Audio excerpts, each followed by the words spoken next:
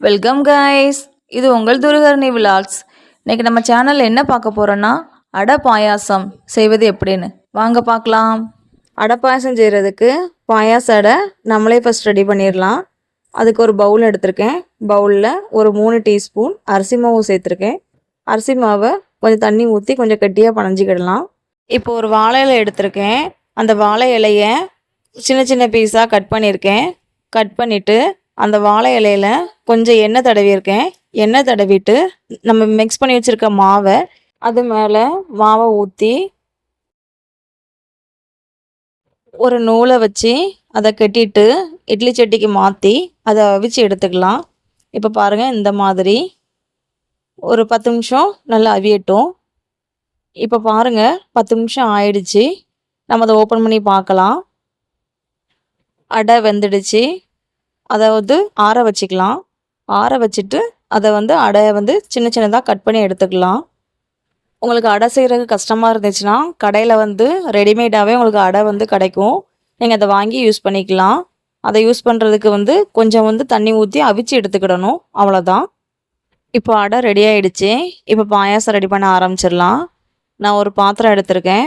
பாத்திரத்தில் கொஞ்சம் தண்ணி விட்டு ஒரு 1/2 கிலோ மண்டை வெல்லத்தை சின்ன சின்னதாக பீஸாக கட் பண்ணி அதில் போட்டு பாகு காய்க்க ஆரம்பிச்சிருக்கேன். அந்த பாகுக்கு பதம்லாம் கிடையாது, சும்மா கரைஞ்சாலே போதும். அது அப்படியே இருக்கட்டும்.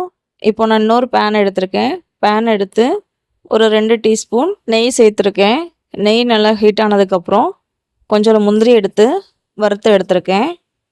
அதே நெய்யில் தேங்காய் கொஞ்சம் சின்ன சின்னதாக கட் பண்ணி வச்சுருக்கேன். அதையும் வறுத்து எடுத்துக்கலாம். இப்போது நம்ம ரெடி பண்ணி வச்சுருக்கிற அடையை அந்த நெய்யில் போட்டு நல்லா மிக்ஸ் பண்ணிக்கலாம். மிக்ஸ் பண்ணிவிட்டு நம்ம பாகு காய்ச்சி வச்சுருக்கோம்ல, அதை எடுத்து ஒரு அரிப்பு வச்சு அரித்து உள்ளே ஊற்றிக்கலாம். அது நல்லா கொதி வரட்டும். இப்போது நான் ஒரு தேங்காய் எடுத்து நல்லா திருவி வச்சுருக்கேன். திருவி வச்சுட்டு கட்டியாக பால் எடுத்து வச்சுருக்கேன். இன்னொரு பாத்திரத்தில் கொஞ்சம் தண்ணியாக பால் எடுத்து வச்சுருக்கேன். ஃபஸ்ட்டு நம்ம தண்ணியாக எடுத்து வச்சுருக்கிற பாலை இப்போ மிக்ஸ் பண்ணணும். தேங்காய் பாலை ஆட் பண்ணிவிட்டு கொஞ்சம் கொதி வரட்டும். கொதி வந்ததுக்கப்புறம் நான் ஒரு 4 ஏலக்காவை நல்லா நுணுக்கி வச்சுருக்கேன். அதை ஆட் பண்ணிக்கலாம். ஆட் பண்ணிவிட்டு தேங்காய் வறுத்து வச்சுருக்கோம்ல, அதையும் ஆட் பண்ணிக்கலாம்.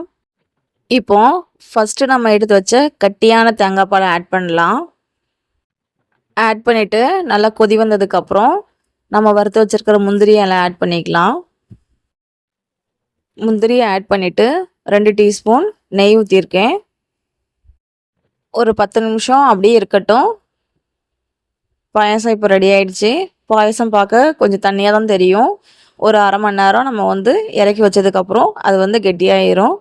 இவ்வளோதாங்க, ஈஸியான முறையில் அடை பாயாசம் ரெடி ஆகிடுச்சு.